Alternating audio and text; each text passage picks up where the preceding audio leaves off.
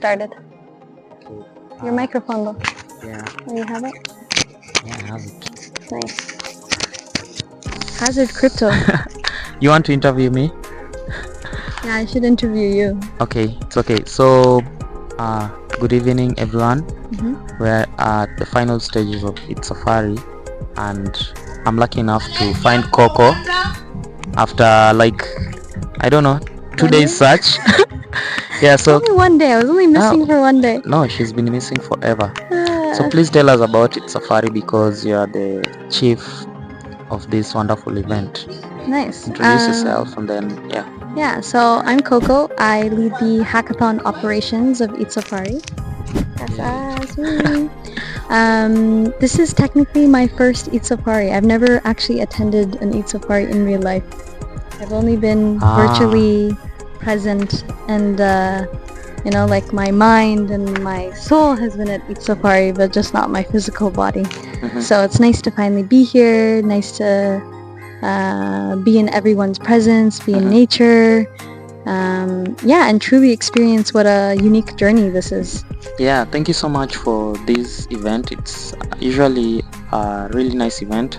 I was actually with a call with someone, and he told me that he finds it really nice to finally meet people, like the human touch. Yeah. What Safari is doing. So could you please just share with us the ups and downs of organizing such a huge, in fact ethSafari is in the leagues of Denver and all the big events that are usually being held across the globe, and I don't know how you did it to bring it in Africa. Could you just share with the community and those who are missing out to FOMO? Just Come next year. Welcome. Caribou. So what does it take to ensure that all the people from across the globe just shows up for the events? Yeah. So, when you travel to Africa, especially for an event like ethSafari, it's you have to make a commitment to actually go to Africa. You can't just make a stop in Denver or make a stop in New York like most events. You're really making a commitment to travel to a remote, part of the world. That's the type of energy and the type of people that we want and welcome.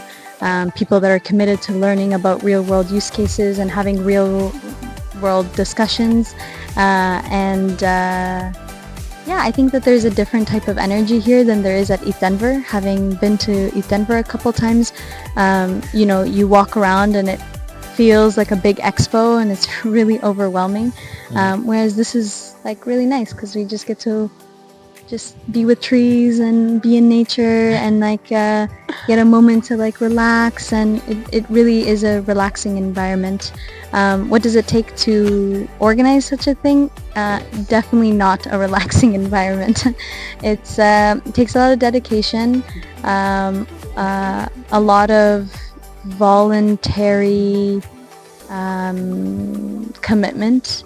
No one's saying, oh, did you do this, and making sure. You really have to think and prioritize and really just do your best and always just try to improve. I think that's what I'm always focused on, right? Which is learning from the lessons from last year, listening to people's feedback, talking and having real conversations, and then just making improvements based on that, and really listening to people, right? Because people know what they want, and sometimes people don't know what they want, but if you listen, you'll get one step closer to creating a better, unique experience. Yeah, so from judging from last year's ethSafari, what improvements did you manage to make in this other ethSafari, and what should we look forward to the successive ethSafaris? Yeah, I already have so many ideas about future ethSafaris. Please give us a sneak peek of a few that you're willing to share. Yes, so I think from last year I learned that hackers didn't really like hacking in person if the right setup wasn't there, right?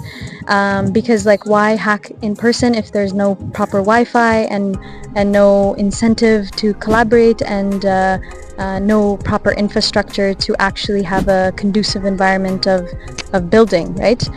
Your home setup is probably better than than just some random setup, right?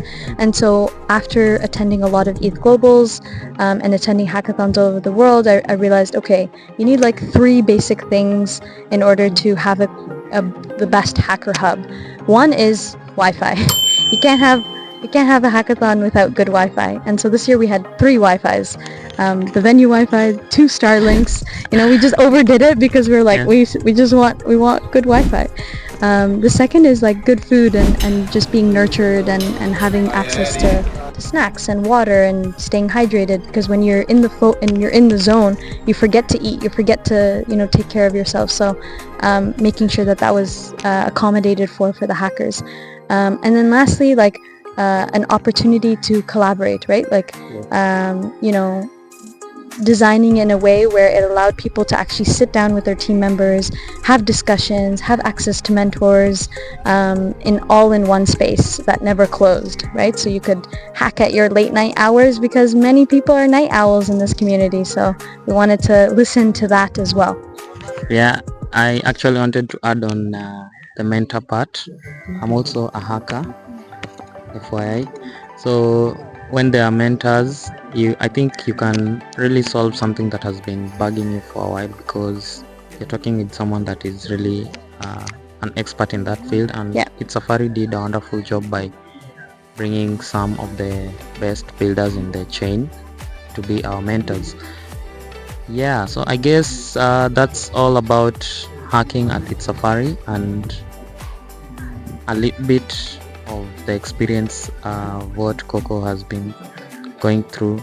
By the way, did you sleep organizing this event? The last night of the hackathon, I can't lie, I didn't sleep. We had a group of like 50 so builders stay up all night to submit projects, so I stayed up with everybody. And then the day of the block train, I didn't sleep. But I got good rest last night and the night before, so it's all good. That's the sacrifice sometimes you have to make in order to make things a success. But just a sneak peek into next year. So the main thing that I heard from this year was like, okay, everything was good, but you know, you need also a place to rest if you're never gonna like leave and stop hacking. So I'm already starting to brainstorm some of that. And then the next thing is, okay, well, I found that the mentorship that we organized was underutilized, right? I found that people didn't actually use the mentorship office hours and all the virtual mentors that were online and available to support. And so incentivizing hackers with this beautiful merch maybe after you attend something like office hours, right? Just so that you guys understand that there's rewards, not just with merch, but there's actual positive impact by speaking to people with more knowledge than you, and it's worth it to get up off your seat, to stop what you're doing and actually seek out that mentorship. And so that's really what I'm focused on. And lastly, like, I think coming up with ideas is really difficult, and so I'm starting to brainstorm ways to make that process of ideation simpler, more effective, and much more impactful. Yeah, so we can't finish everything because the hackathon and ethSafari is almost coming to an end, and she needs to give us the results. Yes.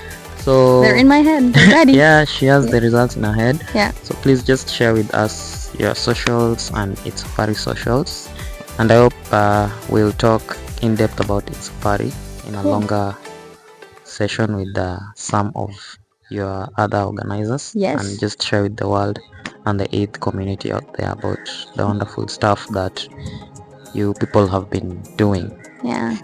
I'm like right now looking at one of my team members enjoying the sun, and I'm like, that's what I want to be doing. We can let him, you know, be in peace. No, we can just leave him. But that's the beauty of being in a place like this, and I'm very grateful for the team for selecting such a beautiful venue, for such like curating such a unique space for all of this to happen. yeah, our socials. We're at ethSafari pretty much everywhere. On Twitter, we just got Farcaster. Follow us on Farcaster. And then we're also at Safari DAO, which is the organization behind ethSafari. But I'm at Koko Cares, like Koko Cares, like cares about you, CARES, on Telegram, on Discord, on GitHub, and pardon? Twitter. Yeah, my Twitter is actually my full name. So my full name is Kokeb Solomon, and that's where you can find me on Twitter. But if you find ethSafari, I'm somewhere in there. So always reach out. I think my Twitter DMs are open. I always get Twitter DMs. So yeah. All right, thank you so much. Oh, you should tell them where we met, how we met for the first time. How we met? Do you remember? I can't remember because I've interviewed people the whole day, so it's at the back of my I will mind. tell you how we met. So Okay. we always interacted online, right? Mhm. Like I always knew Hazard Crypto. You actually, after ethSafari Hackathon last year, you really supported me with the Gitcoin grant round, and so we were Yeah, always now I connected. remember. No, so that was virtual connection. Mhm. But listen to this: we were at the protest in back in, when was it? May, June, May, yeah, whatever. the Kenyan protests. And he was wearing a Cello t-shirt. And so I was like, oh, blockchain guy, like, hi, like, you know about Cello? And he's like, yeah. And then he introduced his name. I'm like, I know you. And so that's how we met in person, which was, I think, the craziest story. Like, and out of a crowd like that, I just saw a Cello t-shirt. Mhm. Blockchain brings people together. Yeah, blockchain and freedom. And by the way, talking about blockchain and that, blockchain is decentralized, and yeah, it's just a way to decentralization is a way to control your own stuff, your own funds, your own artwork, all of them. I think if you listen to most of the episodes that I've taken with people around building around blockchain, you'll realize that it brings about freedom. So thank you so much, and Thank you. I'm looking forward to the results. Yes. And have a nice evening. You too. Bye.